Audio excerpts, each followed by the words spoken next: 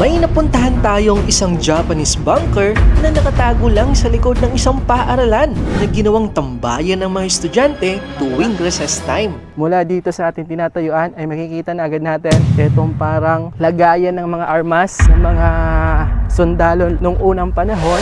Ito ay sinasabi nilang bao-bao o Japanese bunker na matatagpuan sa Barangay Ambulong, Aroroy, Masbate. Meron ditong pasukan, pwede kaya pumasok, tabi-tabi lang po. So ang tawag nila dito sa lugar na to ay bao-bao. So bale, kung makikita natin yung forma na itong bao-bao na to na tinawag nila, may mapapansin mo pwede dito dumapa yung mga sundalo para dito sila mag-abang ng mga kalaban nila. Tara, samahan niyo ako at alamin natin ang kwentong natitira mula sa ating kasaysayan. Nan lang siya. Bao-bao. Ang lokasyon ng Japanese bunker na ito ay nasa itaas ng bahagi ng Barangay Ambulong. Ayon sa mga kwento, ang mga bunker na ito ay ginagamit ng mga sundalong Hapon bilang taguan at proteksyon mula sa mga Allied Forces. Nakikita nyo, merong konting bintana na pwede natin makita dito na kung saan ulo lang yung makikita at yung mga dalang barel ng mga sundalo na nakapwesto o nakabang dito sa bao-bao na to. So marami din daw ditong naririnig dahil siguro noong unang panahon marami mga namatay dito ng mga sundalo, kaya nasabi nila na parang meron daw silang naririnig dito ng mga boses ng tao. At kung titingnan mo ang bao-bao na ito ay maliit lang at may isang semento na pabilog sa gitna na natabunan na ng lupa.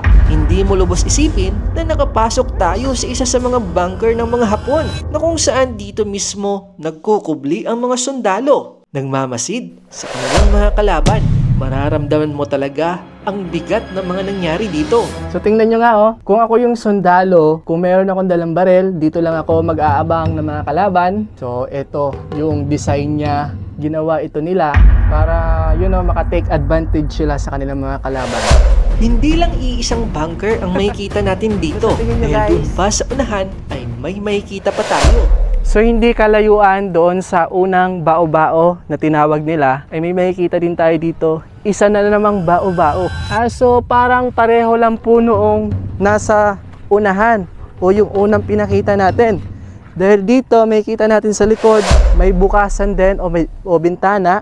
Ayan yung parang may bukasan din na bintana na open. Baril lang din yung makakapasok o makakalabas. Tapos doon kayo pipesto sa loob. Tapos pag may mga kalaban, dito nyo aabangan. So etong bao-bao na to, semento. So kahit na barilin yan, hindi masisira itong parang kampo na to o bao-bao na to.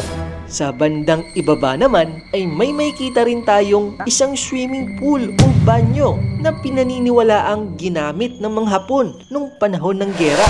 Bumaba kami dito sa pababaan ng parang bundok na to dito sa Aroroy. And then meron din tayo dito makikita isang parang paliguan ng mga Hapon. Nakikita natin dito talagang sinadya ito gawin o man-made. Dahil makikita nyo yung mga bato. May tubig tayo nakikita at hindi ko lang alam kung gaano kalalim. Itong parang paliguan nila o swimming pool. At doon pala sa unahan ay meron din parang bao-bao tayo makikita na kung saan binuwag na o tinanggal na nila dahil katabi nito ay ginawang paaralan. Pero hindi lahat ng kwento dito ay pantungkol sa mga bunker o mga sundalo. Dahil ayon sa may-ari ng lupain na ito, ang pamilya San Lorenzo, noong kanilang naabutan ang lugar na ito, may mga nakita pa silang mga bungo at kalansay sa paligid. May mga nakatali pa raw na kalansay sa puno na pinaniniwalaang mga bihag ng mga Hapon noon. Nakakatakot isipin na dito sa ating tinatapakang lupa ay minsan naging saksi sa mga malalagim na pangyayari. So dito po mga kaibigan sa likod ko ay makikita nyo na napakadaming puno at masukal na kagubatan. At sabi ho ng may-ari ng lupa na to na si Sir Bobby Lorenzo, noong unang panahon, nung bata pa siya at yung papa niya ay may mga naabutan at nakikita sila dito mga kalansay na nakatali ho sa puno ng lumboy. At yung mga bungo at kalansay na mga nakita nila ay tina-turn over nila sa munisipyo o hindi naman kaya nilalagay nila doon sa Campo Santo. So tabi-tabi lang po kung sino man yung mga ligaw na kaluluwa na nandito. Nakikita nyo nga, may mga naririnig tayo na parang boses ng tao doon sa baba. Parang kakaiba yung pakiramdam kapag nandito ka sa lugar. Tahimik lang siya pero may kaba pa rin akong nararamdaman. Ngayon, ang lugar na ito ay tila isang ordinaryong tambayan ng mga estudyante tuwing recess. Pero sa likod ng simpleng tambayan na ito ay ang malalim na kasaysayan na halos makalimutan na ng panahon. Ang mga Japanese bunkers na ito ay patunay na mga lihim na iniwan ng World War II dito sa Masbate. Pero ngayong modernong panahon, nagiging parte na sila ng ating kasaysayan na dapat nating alagaan at pag-aralan. Yun nga po mga kaibigan na mga bao-bao na ipinakita ko sa inyo, meron daw din doon na mga nakasabit na mga bungo. So kung gusto nyo pa ng mga ganitong istorya, ay huwag nyo kalimutan mag-subscribe sa ating channel para updated ka sa mga bago nating mga discoveries dito sa Masbate. Kita-kits sa susunod na adventure.